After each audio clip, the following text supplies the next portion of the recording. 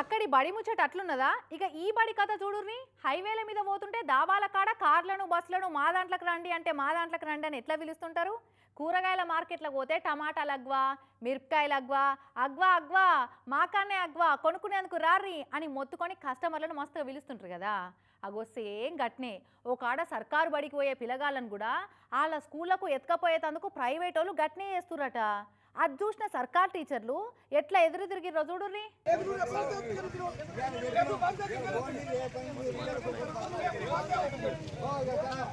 ఒరక ఈ కథ గమ్మతే ఉన్నది కదా. గద్దొచ్చి కోడి పిల్లలను ఎత్తుకపోయినట్టు చిన్న సాపను పెద్ద సాప మింగినట్టు సర్కారు బళ్ళల్లో చదివే పిల్లగాలను గద్దోలో ఎత్తుకపోతున్నారట కొంతమంది ప్రైవేటు బడోళ్ళు.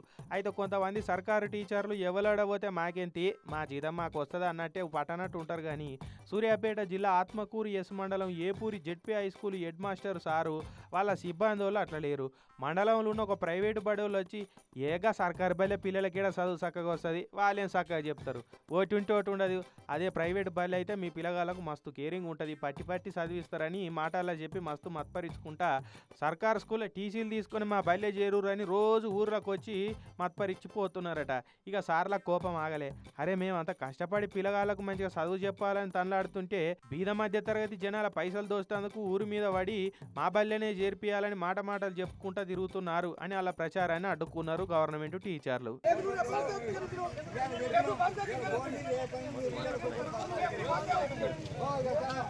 ఇక జరసేపు మంచిగానే బైస్ అయింది.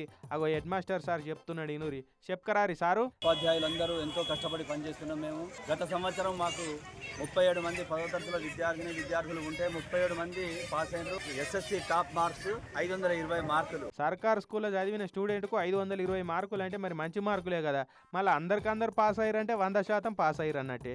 వీళ్ళు వట్టి లేనంటే చెప్తే గట్ల అందరు పాస్ అయ్యేటోలేనా? మేము ఎంత ప్రయత్నించినప్పటికీ ఈ ప్రైవేట్ స్కూల్ వాళ్ళు వచ్చి బసిబూసి మారడగాయలు చేసి తల్లిదండ్రుల నుంచి విద్యార్థులను తీసుకొని పోతున్నారు. మా క్యాచ్మెంట్ ఏరియా లోపల ఉన్నటువంటి పిల్లలందరినీ మా బడిలోనే చేర్పించుకోవాలి.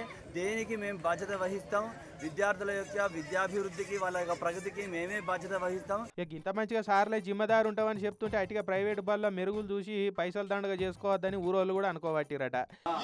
ఒక టాస్క్ ఇచ్చిన ఏంటంటే 10,000 రూపాయలు బడికి డొనేట్ చేస్తాడు.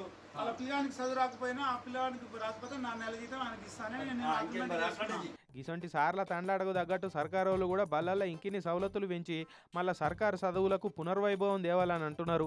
లక్షల కొద్ది ఫీజులు కట్టలేక తిప్పలబడుతున్న జనాలు.